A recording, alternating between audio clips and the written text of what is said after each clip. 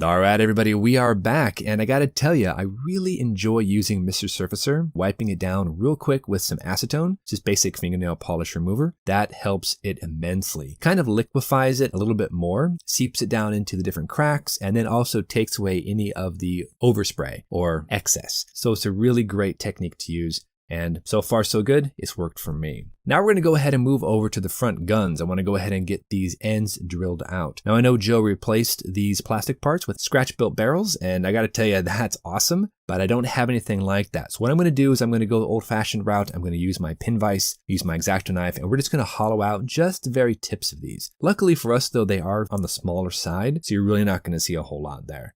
Now we'll go ahead and glue them down to the front of the nose, and I gotta tell you, the fit here is not too bad. I was expecting to have a lot of gaps, a lot of issues, but really they just kind of plug right on into the openings right there, and they settle down nicely with a little bit of, to me, extra thin. This is turning out to be a lot easier than I anticipated. Just a little bit of adjustment here and there. I wanna make sure that we have all of these nicely glued down, and I think honestly we are ready to go ahead and push forward with the next section of building. So now let's go ahead and shift over to the very last little piece of the puzzle there for the cockpit. The reason I'm doing this now is because I'm going to have to go ahead and seal up the canopy as best as I can, because we have to go ahead and paint the interior green. and get that all nicely tapered in so that we can come in and start priming and painting over top of that. So I want to go ahead and finish up this chair and just glue that down. Now I picked up these photo etch belts by Edward, and I gotta tell you, they look awesome. Now these are actually supposed to be for the Bronco kit. Obviously this is an Airfix kit, but as you can see, they fit just fine. I had to do a little bit of trimming on the main shoulder harnesses, a little bit of super glue here and there. We're just gonna tack down the lap belts, tack down the shoulder belts, and honestly, yeah, this looks pretty neat. I think if we drop a little bit of sealant on that, then we can come back and maybe take a little panel line accent to kind of make those pop even more. I think that's going to be perfect. Adding seatbelts just adds so much character to the model. I really enjoy the whole process of that. You know what? It'd be even better if I could make my own, but no matter what I do, I can never get the belt buckles to be within the right scale. So I just thought on this case,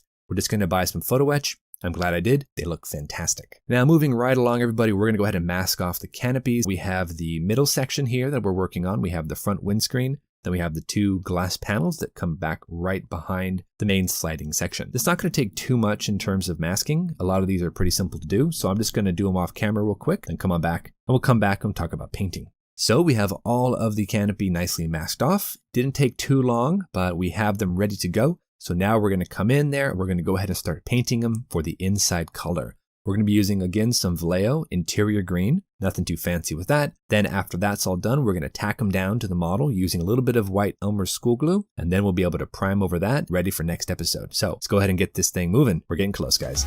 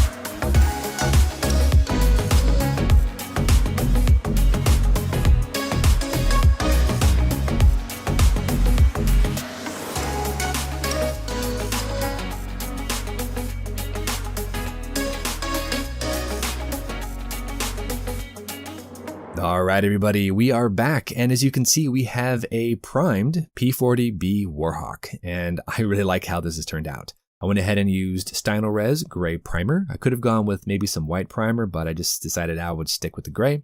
The panel lines here along the wing joints worked out perfectly. I think I like how it looks. We've got the canopies tacked down with some white Elmer's school glue. The middle section is just barely tacked together with just a tiny bit of school glue, because that's going to end up coming off and being slid backwards so you can see inside the cockpit. But we are going to go ahead and call it quits for today. Just a little bit of an update. I'm sorry it's taken so long to kind of get back in the mood here on the P40, but we are back. We're going to push forward and hopefully get this thing all finished up. So until our next episode, you know the drill. Go out there, get yourself some bench time, have some fun, build something cool. Make sure to drop on by Joe's channel, check out his builds. I know his P40 is looking amazing, and we'll see you back here on the next episode of Ben Builds with Joe. We'll see you soon.